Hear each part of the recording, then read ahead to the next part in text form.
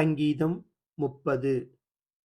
கர்த்தாவே, என் சத்துருக்கள் என்னை மேற்கொண்டு மகிழவொட்டாமல், நீர் என்னை கைதூக்கி எடுத்தபடியினால் நான் உம்மை போற்றுவேன்.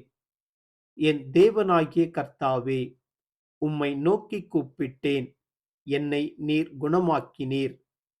கர்த்தாவே, நீர் என் ஆத்துமாவை பாதாளத்திலிருந்து ஏறப்பண்ணி, நான் குழியில் இறங்காதபடி என்னை உயிரோடே காத்தீர். கர்த்தருடைய பரிசுத்தவான்களே, அவரை கீர்த்தனம் பண்ணி, அவருடைய பரிசுத்தத்தின் நினைவு கூறுதலை கொண்டாடுங்கள். அவருடைய கோபம் ஒரு நிமிஷம், அவருடைய தயவோ நீடிய வாழ்வு.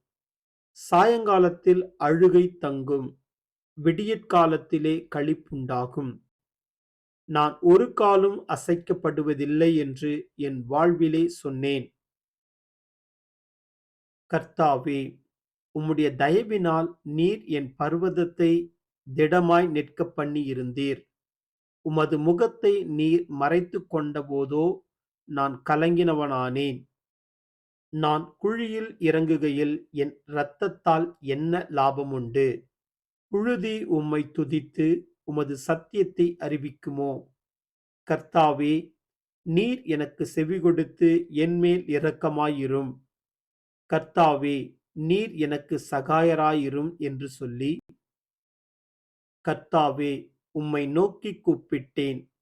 கர்த்தரை நோக்கி கெஞ்சினேன். என் புலம்பலை ஆனந்த களிப்பாக மாறப் பண்ணினீர். என் மகிமை அமர்ந்திராமல் உம்மை கீர்த்தனம் பண்ணும்படியாக நீர் என் இரட்டை களைத்து போட்டு மகிழ்ச்சி என்னும் கட்டினால் என்னை இடைக்கட்டினீர். என் தேவனாகிய கர்த்தாவே, உம்மை என்றென்றைக்கும் துதிப்பேன்.